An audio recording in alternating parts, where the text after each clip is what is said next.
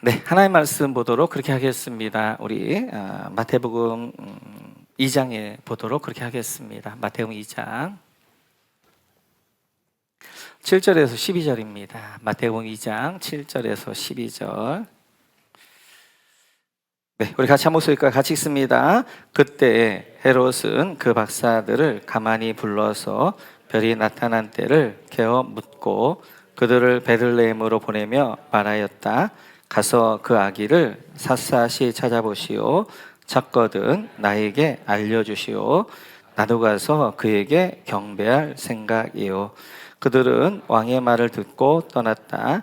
그런데 동방에서 본 그 별이 그들 앞에 나타나서 그들을 인도해 가다가 아기가 있는 곳에 이르러서 그 위에 멈추었다.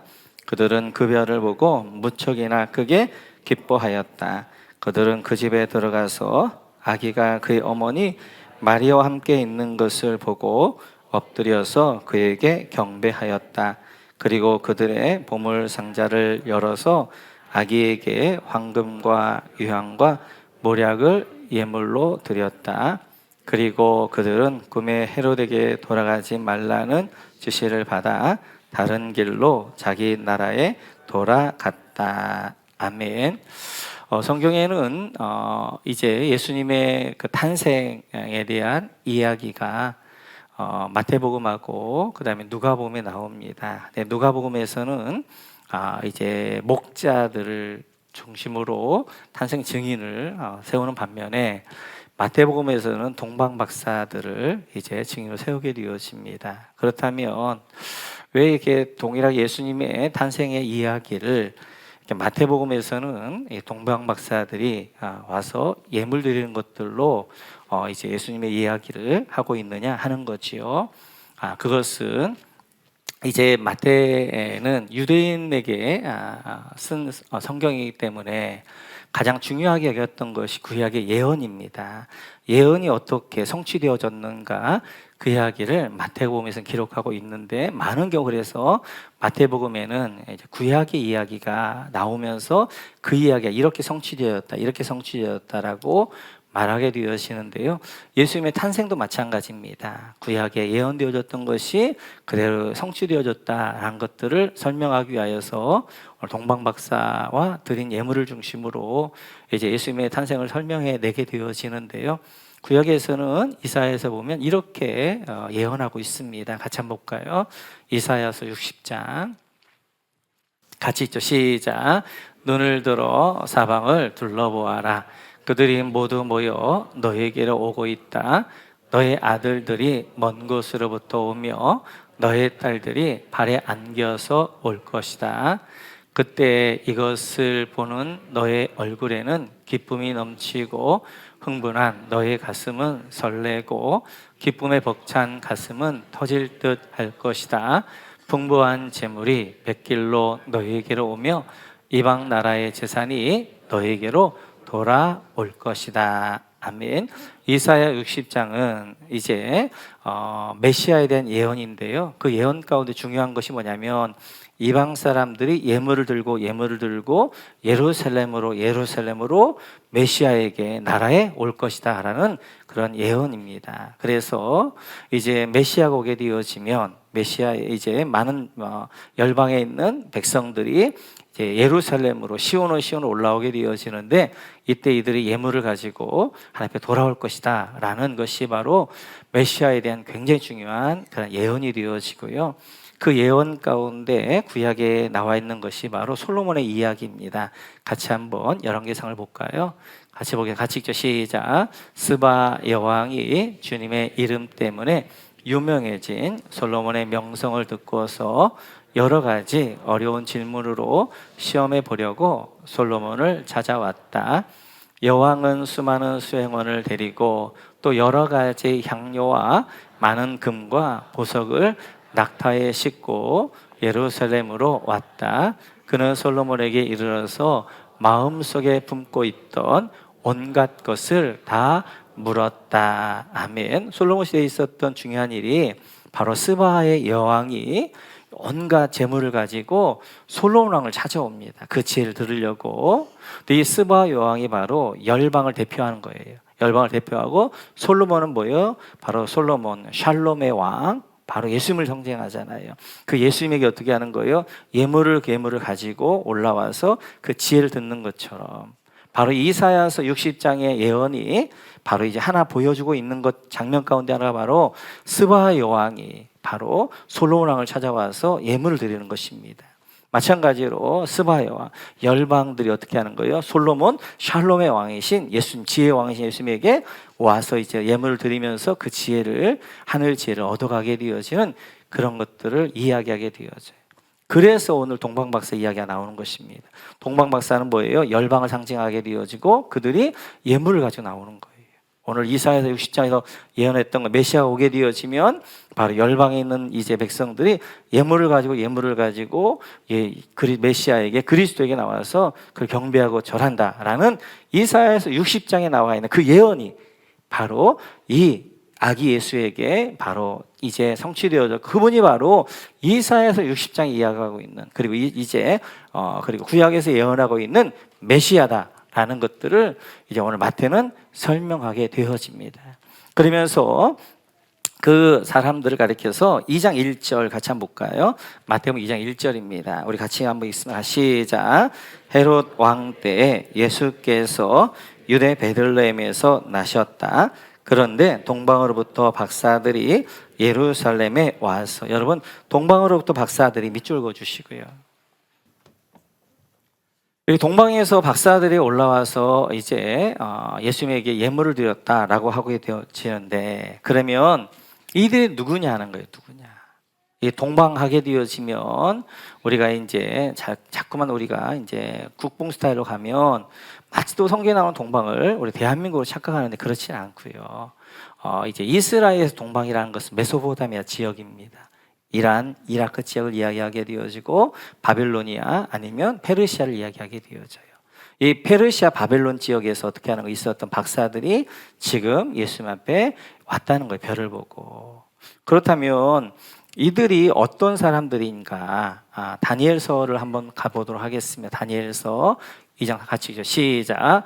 왕은 다니엘의 지위를 높이고 귀한 선물을 많이 주며 그를 바벨론 지역의 통치자와 바벨론 모든 지혜자의 어른으로 삼았다. 아멘. 여기 모든 지혜자의 어른, 여기에 이제 지혜자란 말이 예전 성경에서는 박사라고 되어졌어요. 그래서 이제 다니엘이 느부갓네살 왕의 꿈을 해석하게 되어집니다. 그러자 이 느부갓네살이 이 다니엘을 총리로 삼게 되었다는 거예요. 그 총리라는 것은 어떤 행정적이거나 정치인 총리가 아니라 예언자 총리입니다. 그래서 그 당시에 이제 예전에는 왕 옆에 누가 있냐면 예언자가 있어요. 지혜자가 있습니다. 그래서 왕이 중요한 것들을 결정할 때마다 이제 누구에게 조언을 받냐면 바로 그 예언자, 바로 그 지혜자에게 조언을 받게 되어져요. 이 예언자 지혜자는 하늘의 이제 점성술에 좀 이제 밝게 되어지고 뿐만 아니라 예지적인 능력이 있게 되어지고 지혜가 좀 출중해가지고 이제 그런 사람들을 예언자로 하게 되어집니다. 그러니까 오늘 다니엘을 총리로 삼았던 것은 이제 다니엘의 바벨론에 세 총리가 있었죠. 정치 총리가 있게 되어지고 행정 총리가 있게 되어지고 예언 총리가 있게 되어지고 다니엘은 예언자 총리였단 말이에요. 그래서 왕 옆에서 어떻게 하는 거예요? 왕이 중요한 걸 결정하려고 할 때마다 그가 하늘의 별들이랄지 천체 이런 것들을 보면서 왕을 조언하게 되어지고 결정하게 되어지는 그런. 바로 오늘 이 동방박사 누구냐면 다니엘의 후예들입니다. 이제 바벨론에 있었던 그런 지혜자들의 후예들이 이제 물론 육신적인 후예가 아니라 바로 바벨론에서 그냥 내려왔던 바벨론 페르시아를 주시고 내려왔던 동방에 있었던 그런 지혜자들, 그 박사들, 이들이 지금 이제 이렇게 찾아오게 되어진 거예요. 이들은 다니엘의 이야기를 알고 있는 것입니다. 이들은 또한 이제 다니엘이 느부갓네살 왕의 꿈을 해석했던 그 내용을 알게 있게 되어지고 다니엘의 예언을 알고 있는 거예요. 그래서 그들이 지금 이제 별을 보고 찾아오게 되어졌던 이유도 바로 그들이 다니엘의 예언을 알고 있기 때문에. 그 근거 중에 하나가 뭐냐면 오늘 이들이 드렸던 예물을 보게 되어지면 다니엘의 예언의 성취에 예물을 가지고 오게 되었단 말이에요. 그래서 이제 이들은 그러니까 다니엘이라는 한 인물이 우리가 이제 다니엘 21일 세일의 금식기를 하게 되어지는데요. 우리가 다니엘서를 살펴봤던 것처럼 정말 다니엘이라는 한 인물이 나라와 민족을 살릴 뿐만 아니라 포로로 잡혀갔던 그 민족을 이제 책임질 뿐만 아니라 그 이후에도 그들이 포로에 돌아오게 하는 일들도 다니엘이 하게 되어지고 지금 오늘 여기까지 다니엘의 영향력 가운데 이 다니엘의 후예들이 바로 지혜자들이 어떻게 하는 거예요? 이제 별을 보고 그 다니엘의 예언의 성취를 보면서 그 별을 보면서 왕으로 나신 이가 어디 계시냐라고 이제 예수님을 찾아오는 것들을 보게 되어져요.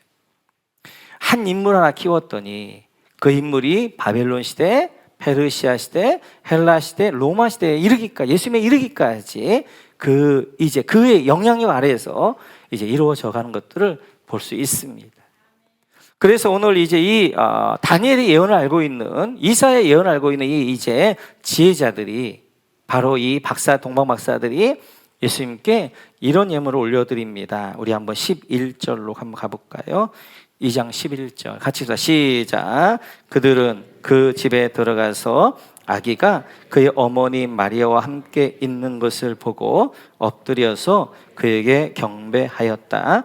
그리고 그들의 보물 상자를 열어서 아기에게 황금과 유향과 모략을 예물로 드렸다. 아멘. 여러분, 아기에게 황금과 유향과 모략을 예물로 드렸다. 밑줄 그어주시고, 이런 동방 박사들이 드렸던 예물이 황금 동그라미, 유향 동그라미, 모략 동그라미. 뭐 여기에 대해서는 동방 박사 3명이다 아니면 가난했던 그런 박사들이기 때문에 뭐 여럿이었다 이런 여러 가지 학설들이 있는데 중요한 것은 이 드렸던 예물입니다. 이 예물이 이제 이렇게 황금과 유향과 모략이 되어지는데 이들이 드렸던 예물이 그냥 우연하게 그냥 준비해가지고 귀한 거 드렸던 것이 아니라 다니엘의 예언과 함께 구약의 예언과 함께 전부 맞는 예물들을 와서 드리는 것들을 볼 수 있습니다. 먼저 이들이 드렸던 것이 황금이었는데요. 황금은 바로 왕을 상징하게 돼요. 변하지 않는 것, 모든 이제 금속의 왕. 그래서 왕에게는 황금을 드리게 되어지고 왕의 상징은 금이잖아요. 왕관이랄지 금관 모든 것들이 금입니다. 마찬가지로 이들이 지금 이제 동방 박사들이 오면서 첫 번째로 드렸던 예물이 바로 황금이라는 예물이었어요. 바로 황금을 가져왔던 이유 중에 하나는 바로 이 나실 아이가 바로 만왕의 왕이요 온 인류의 왕이라는 것들을 알고 있기 때문에 이들이 가장 먼저 드렸던 예물이 황금이었습니다. 이 아이가 말구유에서 그냥 초라하게 태어난 그런 초라한 평범한 아이가 아니라 이 아이가 바로 만왕의 왕으로 이 땅에 오신 분이시다, 메시아다 라는 의미로 황금을 이제 그들이 드렸던 것들을 볼 수 있습니다. 그래서 2장 2절을 보시면 이렇게 되어져 있잖아요. 유대인의 왕으로 나시니가 어디 계십니까? 이들은 어떻게 하는 거예요? 이제 그 별을 보고 왕이 탄생했음을 기억하는 거예요. 그래서 왕의 상징으로 그들에게 예수님에게 이제 아기 예수에게 황금을 드리게 되어지는 거예요. 두 번째 이들이 가져왔던 예물이 바로 유향입니다. 유향은 제사 드릴 때 많이 썼는데요. 오늘 레위기서 2장 1절로 한번 가볼까요? 같이 보겠습니다. 같이 읽죠. 시작. 나 주에게 곡식 제물을 바치는 사람은 누구든지 고운 밀가루를 제물로 바치는데 거기에 기름을 붓고 향을 얹어서 바쳐야 한다. 이제 소재예요. 밀가루, 고운 밀가루로 하나님께 드리게 되어지는데 곱게 빻은 밀가루에 기름을 붓게 되어지고 향을 붓는데 그 향이 유향입니다. 유향. 오늘 동방 박사들이 드렸던 유향을 이제 거기다 부어서 소재물로 드리게 되어지는 거예요. 그래서 유향을 가져왔다는 이유는 이 아기가 하나님 앞에 제물로 드려질 거란 걸 아는 거예요. 그래서 고운 밀가루처럼 하나님 앞에 드려진 제물이 되어지고 그리고 향기 나는 삶으로 하나님 앞에 드려질 것들을 이제 상징하는 유향을 이 동방 박사들이 가져오게 되어져요. 뿐만 아니라 유향은 이제 보게 되어지면 구약에 보면 기름 붓는 사람이 셋이 있습니다. 왕과 제사장과 선지자에게는 기름을 부었는데 그 기름은 관유였어요. 관유를 만들 때 어떻게 만들려고 하냐면 우리 한번 출애굽기를 한번 가볼까요? 같이 보겠습니다. 네, 같이 읽죠. 시작. 주님께서 모세에게 말씀하셨다. 너는 향품들 곧 소합향과 나감향과 풍자향을 구하며 그 향품들을 순수한 유향과 섞되 저마다 같은 분량으로 하여라. 아멘. 이제 분향단의 그 향을 만들 때 어떻게 하냐면 소합향, 남감향, 풍자향과 함께 유향을 섞습니다. 그래서 그 이제 분향단에서 이게 향기를 하는데 그 향기가 어떻게 하는 거예요? 성소 안에서 은은하게 좋은 향기가 날 수 있도록 거기다 반드시 유향을 섞게 되어지는 거예요. 그래서 이 분향단이라는 것은 우리 기도를 이야기하잖아요. 우리 예수님께 제물 되어 오셔서 죽으심으로 어떻게 하는 거예요? 그분이 이제 하늘나라에 올라가서 지금도 우리를 위해서 어떻게 하는 거예요? 예수님 보좌 우편에서 분향단에서 향기로 드려졌던 것처럼 우리 중보기도 하신단 말이에요. 그래서 이제 이렇게 하게 되어지고, 이건 아니구나. 네, 그 다음 것인데, 제가 이것은 이제 관유를 만들 때였어요. 관유를 만들 때 세 가지 향하고 그 다음에 이게 유향을 섞어가지고 그걸 이제 기름 만들게 되어지. 그것을 어떻게 하는 거예요? 왕을 세울 때도 이 기름으로, 그리고 제사장을 세울 때 이 기름으로, 선지자를 세울 때도 이 기름으로 세우게 되어집니다. 그래서 지금 이제 이 동방 박사들이 유향을 가져왔다는 것은 바로 이 아이가 메시아입니다. 기름 부음 받을 자입니다. 그래서 이 아이가 바로 이제 그래서 기름 부음 받을 자라는 뜻이 메시아잖아요. 그것이 헬라어로 뭐예요? 그것이 그리스도란 말이잖아요. 그래서 이 아이는 그냥 한 아이로 태어나는 것이 아니라 하나님이 기름 붓는 자입니다. 그래서 그 아이에게 어떻게 하는 거예요? 아기 예수께 유향을 가져오게 되어져. 그래서 유향으로 어떻게 해요? 하나 앞에 이제 기름 붓게 되어지면서 바로 이 아이는 메시아입니다. 그리스도입니다. 기름 부음 받은 자입니다. 라는 그런 의미가 있게 되어집니다. 그 다음 보여주시겠어요? 네, 같이 읽죠.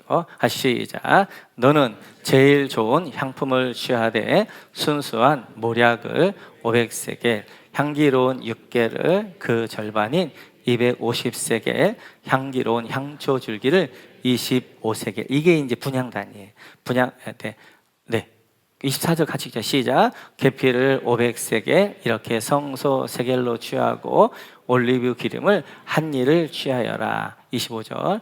너는 향을 제조하는 법을 따라 이 모든 것을 잘 섞어서 성별하는 기름을 만들어라. 이것이 성별한 기름이 될 것이다. 분향단의 이제 기름입니다. 분향단의 기름을 만들 때는 거기다 뭘 섞는 거예요? 모략을 섞게 되어지는 거예요. 그래서 유향을 섞게 되어지는 거예요. 그래서 이제 이렇게 분향단에 이렇게 향이 나게 되어지는데 그 성소 안에 전체적으로 향기로운 냄새가 날 수 있도록 거기다 반드시 뭐 하는 거예요? 유향을 섞게 되어져 있는 거예요. 유향을. 그래서 이제 이렇듯이 이 아이에게 이렇게 섞게 되어지는 것들을 볼 수 있습니다. 그래서 바로 이 예수님께서는 어떻게 하는 거예요? 예수님께서는 바로 이제 메시아로, 그리스도로 이 땅에 오셨고 뿐만 아니라 바로 이 예수님은 이제 향기로운 그런 제사를 드리면서 이제 제물 되어줄 뿐만 아니라 이분이 바로 이제 하늘나라에서 우리를 위해서 중보하시는 분이라고 설명하게 되어져요. 그 다음에 세 번째가 모략입니다. 모략. 네, 제가 막 굉장히 헷갈리고 있어요. 네, 같이 한번 읽어볼까요? 네, 같이 읽죠. 시작. 또 전에 예수를 밤중에 찾아갔던 니고데모도 모략에 침향을 섞은 것을 100근쯤 가지고 왔다. 그들은 예수의 시신을 모셔다가 유대 사람의 장례 풍속대로 향로와 함께 삼배로 감았다. 그래서 이제 이 모략은 뭐예요? 이제 시신에 바르게 되어지는 것. 그래서 예수님께 십자가에 돌아가신 다음에 니고데모가 뭐예요? 모략을 가져옵니다. 그래서 모략으로 어떻게 예수님을 바른 다음에 예수님을 세마포로 싸서 어떻게 하는 거예요?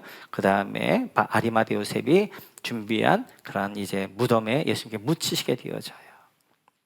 그래서 이제 이 동방 박사들이 모략이라는 것들을 가져왔던 것은 바로 이 예수님의 죽으심, 바로 그분은 이 아이는 온 인류에 죽으실 것이다 라는 것들을 이제 나타나면서 모략이라는 예물을 가져오게 되어져요.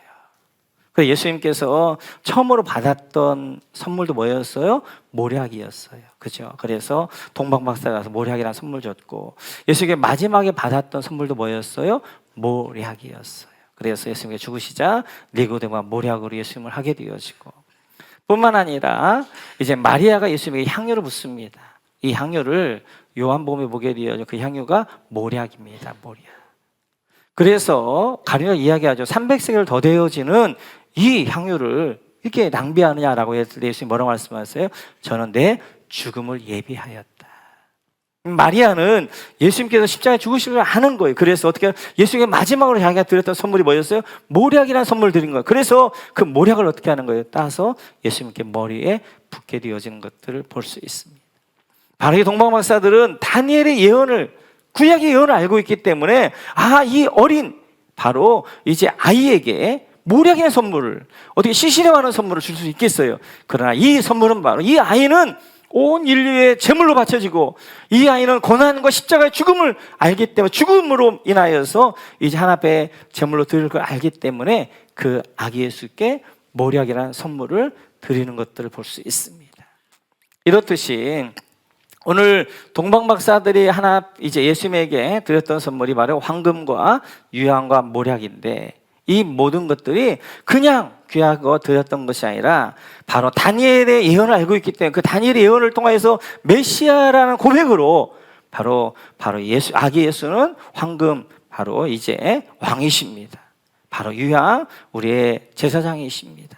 그리고 모략, 원래 십자가에 죽으실 분이십니다. 고난당하실 분이십니다 라는 의미로 드렸던 것들을 볼 수 있습니다. 이렇게 크리스마스가 되어지면 우리에게 익숙한 이야기가 하나 있죠. 그건 바로 오헬리가 썼던 크리스마스 선물이라는 그러한 이제 단편 소설입니다. 한 곳에 이제 한 부부가 살았는데 너무너무 사랑하고 서로 아끼는 부부였어요. 그러나 가난했습니다. 그래서 이제 성탄절이 다가오니까 기쁘기도 했지만 이제 마음에 좀 무거운 부담감이 있었어요. 왜냐하면 아내는 이제 남편에게 뭔가 좋은 선물 좀 하나 해주고 싶고, 남편도 아내에게 뭔가 좋은 선물 해주고 싶은데 돈이 없는 거예요. 돈이 없어요. 그러나 그냥 성탄절, 크리스마스 되어 그냥 넘어가기엔 그렇고, 우리 아내 선물로, 가장 귀한 선물로 오셨던 그 예수님의 그 사랑을 좀 나누고 싶어가지고, 아내는 남편 생각할 때 그 아내의 멋진 머릿결을 비웃을 수 있는 정말 멋진 빗을 하나 사고 싶다. 머리빗을 사고 싶다. 그래서 자기에게 귀하게 여겼던 시계를 팔아서 그 아내의 머리빗을 사게 되어집니다. 뿐만 아니라 아내는 남편의 시계를 보니까 시계줄이 늘 낡아 있어요. 그래서 마치 시계줄을 사기 위해 자기 머리를 잘라서 시계줄을 사게 되어지죠. 그리고 성탄절이 되어졌습니다. 그리고 이제 서로 선물을 교환하면서 나누는데, 이 선물이 이제 그들에게 필요가 없게 되어진 거죠. 아내 이미 머리를 잘랐기 때문에 머리빗이 필요 없는 것이고, 남편은 이미 시계를 이제 바랐기 때문에 시계줄이 필요 없는 것이고, 그렇지만 그들 안에는 따뜻한 마음이 전해진 거예요. 남편이 나를 그렇게 사랑하는구나. 없는 가운데 자기의 가장 소중한 것을 이제 해서 나를 이렇게 선물을 줬구나. 그리고 아내도 이제 남편도 아내가 자기 머리를 잘라서 그리고 나에게 선물 줬거나 그 마음이 전이면 따뜻한 그러한 성탄을 했던 것처럼, 이 두 부부가 비록 드린 선물은 이제 더 이상 쓸모없는 선물이 되어졌지만 그렇게 있었던 것은 마음이었단 말이에요. 마음. 오늘도 마찬가지입니다. 오늘도 이제 이렇게 동방박사들이 드렸던 그것 못지않게 하나님께 귀하게 여기는 것은 이들의 마음이에요. 별을 보고 몇 개월 될지를 몰라요. 저기 이라크, 이란 지방에서 와야 되기 때문에 그 별을 보고 밤에만 와야 되잖아요. 그 캄캄한 밤에, 그 무서운 밤에 그 별을 보고 찾아왔던 이들의 마음, 물론 이들이 어떤 황금과 유향과 모략이라는 그 예물도 귀했지만 이들이 마음을 다하여서 몇 개월 동안 밤마다 그 별을 보면서 왔던 그 마음을 하나님께서 기뻐하셨던 것처럼, 오늘 성탄절을 맞이하면서 하나님이 원하시는 것은 우리 마음입니다. 하나님이 가장 귀한 선물, 바로 자신이 하늘 영광 가운데 있어 마땅함에도 불구하고 우리를 위하여서 이제 모략처럼, 그렇게 이제 유황처럼 제물되어져서 향기로 제물 하나님 앞에 드려지고, 그리고 자기의 죽음으로 우리를 살려내기 위해서 이 땅에 오셨던 그 예수님을 바라보면서 마음으로 하나님을 기뻐하며 영광 돌릴 때 하나님이 가장 기뻐하는 줄로 믿습니다. 하나님이 가장 기뻐하는 예물은 우리의 마음이에요. 바로 그래서 시편을 보게 되어지면 같이 한번 볼까요? 같이 시작. 하나님께서 원하시는 제물은 찢겨진 심령입니다. 주님은 찢겨지고 짓밟힌 마음을 멸시하지 않으십니다. 찢겨진 심령, 상한 심령. 하나님 앞에 뭔가 좀 성하는 걸 드리고 싶은데 드릴 게 없는 거예요. 내가 뭔가를 만들어서 좀 하나님 앞에 영광을 좀 돌리고 싶은데 아무것도 없는 거예요. 그래서 상한 마음들, 찢겨진 마음, 애통한 마음들, 그 마음, 하나님은 나에게 선함을 원하시지만 나는 늘 죄밖에 없습니다. 바울이 고백했던 것처럼, 나는 공고한 자로다 라 고백했던 것처럼 하나님 앞에 내 마음을, 애통하는 마음으로, 찢겨진 심정으로, 상한 심정으로 드려지는 그 마음을 하나님께서는 원하셔요. 우리 모두 내가 하나님의 은혜 없이 나는 못 삽니다 라는 고백을 가지고 우리 하나님 앞에 마음을 드리시는 이 성탄절, 이 주님 오신 날을 기념하는 이날 되어지시기를, 그리고 우리 삶 되어지시기를 주님의 이름으로 축원합니다.